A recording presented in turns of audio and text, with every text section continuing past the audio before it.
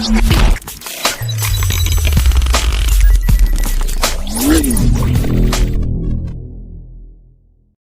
oleh masyarakat, kita yang akan dibawa oleh saudara-saudara kita, dan kita yang akan dimasukkan ke dalam liang lahat, kita yang akan dikuburkan.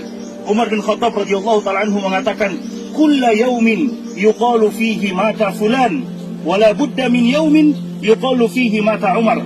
Setiap hari kita mendengarkan ada orang yang meninggal, disebutkan nama mereka, telah meninggal si fulan, si Allan, dan pasti akan datang suatu hari di mana nama Umar yang akan disebutkan, telah meninggal Umar bin Khattab radhiyallahu ta'ala anhu. Dan itu telah terjadi.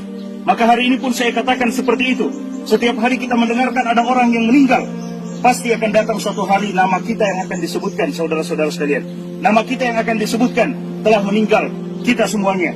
Disebutkan nama-nama kita menuju kepada Allah Subhanahu wa ta'ala. Suatu ketika peristiwa yang sama terjadi kepada Al-Imam Al-Hasan Al-Basri rahimahullahu ta'ala. Ketika selesai menguburkan jenazah, ada seorang laki-laki datang yang sekedar ikut menguburkan jenazah. Dia tidak tahu siapa jenazah yang meninggal ini. Maka dia bertanya kepada Imam Al-Hasan Al-Basri, siapa orang yang meninggal ini wahai Imam? Al-Imam Al-Hasan Al-Basri kemudian melihat kepada orang yang bertanya tersebut dan mengatakan, hadza ana wa anta, ini adalah aku dan kamu kelak yang akan dipanggil oleh Allah Subhanahu wa ta'ala. Bukan siapa-siapa, ini adalah kita, saudara-saudara sekalian. Karena kelak kita yang akan dikuburkan seperti ini. Kemudian Al-Hasan Al-Basri mengatakan, ya bna Adam, innama anta ayyam, idza dhahaba yawmuka, dhahaba ba'duka. Wahai anak cucu Adam, sesungguhnya engkau hanyalah hitungan hari demi hari. Jika sehari dari kehidupan kita pergi, bukan berarti umur kita bertambah. Tidak, tapi jatah kehidupan kita hidup di dunia itu semakin berkurang. Sehari dari kehidupan kita pergi, berarti semakin dekat kita menuju kepada Allah Subhanahu wa ta'ala.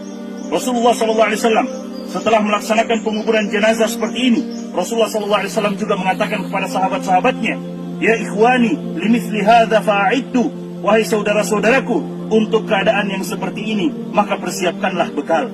Persiapkan bekal, karena pasti kita akan seperti ini. Persiapkan bekal, karena ketika kita selesai dimakamkan, tidak mungkin lagi kita untuk kembali ke dunia, untuk menyiapkan, untuk beramal kebaikan. Tidak mungkin. Setelah kita dikuburkan, selesai. Dan itulah yang disebutkan oleh para ulama kita dengan kiamat sukro buat kita. Kiamat kecil buat kita ketika kita telah dikuburkan. Karena tidak mungkin kita bangkit lagi untuk beramal ibadah. Selesai.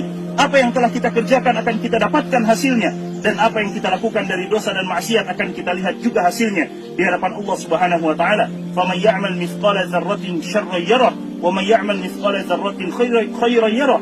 Siapa yang beramal keburukan akan dilihat sebesar zarrah pun.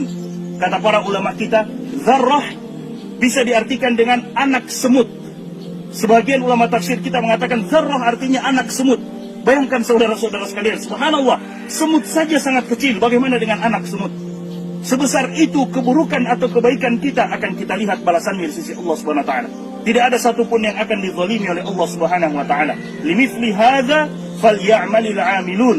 Untuk keadaan seperti ini, maka hendaklah kita mempersiapkan amalan-amalan yang terbaik. Selesai menguburkan, Nabi SAW mengatakan kepada para sahabatnya, Salullaha li akhikumut tathbit. Minta dan bermohon kepada Allah Subhanahu wa ta'ala untuk saudaramu yang telah dikuburkan ini at-tathbit, kekokohan, keteguhan untuk menjawab fa innahul ana yus'al, karena dia sekarang sedang ditanya oleh malaikat Munkar dan Nakir. Ditanya tentang man rabbuka, siapa Rabbmu? Ditanya tentang man nabiyuka, siapa nabimu? Ditanya tentang madinuka, apa agamamu? Pertanyaan yang semua kita sudah mendengarkannya, tapi tidak semua manusia bisa menjawabnya. Siapa Tuhanmu? Kita akan menjawabnya dengan ibadah kita kepada Allah Subhanahu wa ta'ala. Siapa nabimu? Kita akan mampu menjawabnya dengan bukti nyata mengikuti Nabi SAW, mengamalkan sunnah-sunnah beliau dan menjauhi perkara-perkara yang beliau tidak datang dengannya. Dan apa agamamu? Kita akan mampu menjawabnya jika kita beragama dengan agama yang dibawa oleh Nabi Muhammad SAW. 3 pertanyaan yang kita mampu menjawabnya sesuai dengan bagaimana kita mengamalkan 3 hal tersebut di kehidupan dunia ini. Nabi SAW mengatakan seperti itu kepada para sahabat. Kemudian Allah Subhanahu wa ta'ala berfirman di dalam Al-Quran, Yuthabbitullahu alladhina amanu bilqawli tsabiti fil hayati dunya wa fil akhirah. Orang-orang yang beriman, yang teguh dengan keimanannya, yang istiqomah dengan keimanannya, Mereka, kata Allah Subhanahu wa taala, "Yutsabbitullahu alladzina amanu bil qawli tsabit."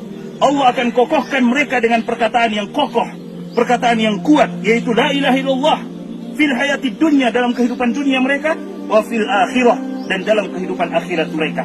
Dan kita semua tahu, kuburan bukan rumah terakhir buat seseorang, tapi kuburan adalah rumah pertama menuju negeri akhirat. Sebagaimana yang diriwayatkan oleh Utsman bin Affan radhiyallahu taala anhu, ketika beliau menziarahi kubur, beliau menangis, saudara-saudara sekalian, sampai basah jenggot beliau. Para sahabat yang melihat itu mengatakan, "Ya Utsman, dzukirat indakal jannah wan nar." Disebutkan di sisimu tentang surga dan neraka, engkau menangis, tapi tidak seperti tangisanmu ketika engkau berada di sisi kuburan. Maka Utsman bin Affan mengatakan, karena aku mendengarkan Nabi SAW bersabda, "Al-maqabir awwalu manazilil akhirah." Kuburan adalah rumah pertama menuju negeri akhirat. Jika kita selamat di kuburan kita, saudara-saudara sekalian, maka yang selanjutnya akan dimudahkan oleh Allah Subhanahu wa taala. Namun jika kita disiksa di dalam kuburan kita, maka bagaimana dengan yang selanjutnya? Rasulullah SAW mengatakan kuburan hanya akan menjadi dua. Imma yakuna rawdatan min riyadil jannah, atau hufratan min hufarin niran. Entah dia menjadi taman dari taman-taman surga, atau dia menjadi lubang dari lubang-lubang api neraka, waliyadzubillah. Dan kemudian setelah menguburkan jenazah seperti ini, Nabi SAW mencontohkan kepada kita, menganjurkan kepada kita untuk sejenak berdoa, meminta kepada Allah Subhanahu wa taala agar Allah Subhanahu wa taala mengampuni kita yang ditinggalkan, memberikan kesempatan kepada kita untuk juga beramal. Salah satu doa yang Nabi SAW ajarkan pada saat sholat jenazah, saudara-saudara sekalian, pada saat sholat jenazah, Nabi SAW di antara doa yang beliau ucapkan, "Allahumma la taftinna ba'dahu waghfir lana walahu." Ya Allah, jangan engkau berikan ujian kepada kami setelah orang ini meninggal, dan berikan ampunan kepada kami dan kepadanya. Karena orang yang telah meninggal selesai urusannya dengan Allah Subhanahu wa taala. Minal mu'minina rijalun sadaqu ma ahadullah alaihi faminhum man qada nahbahu wa minhum man yantazir. Kata Allah Subhanahu wa taala, "Wa ma baddalu tabdila." Di antara orang-orang yang beriman ada yang jujur dengan keimanannya dan mereka telah tunaikan kepada Allah, artinya telah meninggal. Wa minhum man yantazir, dan ada di antara mereka yang masih menunggu kapan waktu mereka untuk meninggal. Tapi mereka yang masih menunggu itu, kata para ulama kita, jangan pernah mereka tertipu. Berdoa selalu kepada Allah, jangan sampai Allah berikan kita ujian yang sebelumnya kita soleh, tiba-tiba kita meninggal dalam keadaan toleh, waliyadzubillah. Na'udzubillah min dzalik. Makanya Nabi SAW berdoa, "Allahumma la taftinna ba'dahu." Ya Allah, jangan engkau berikan ujian kepada kami. Dan ujian yang paling buruk, saudara-saudara sekalian, ketika ujian itu menimpa agama kita. Kalau ujian menimpa usaha kita, toko kita, perdagangan kita, masih bisa diusahakan.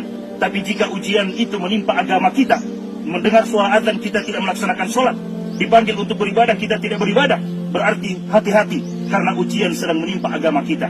Dan itu tidak bisa kita dapatkan gantinya kalau kita tidak segera merubah keadaan kita.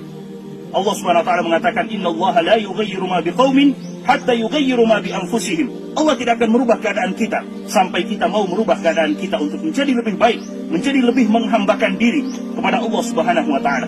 Kita berdoa kepada Allah Subhanahu wa taala, masing-masing kita berdoa kepada Allah, minta agar Allah Subhanahu wa taala menyelamatkan kita yang masih hidup, mengokohkan keimanan kita, kemudian meminta kepada Allah Subhanahu wa taala agar Allah Subhanahu wa taala melapangkan kuburan beliau dan menjadikan kuburan beliau sebagai taman dari taman-taman surga.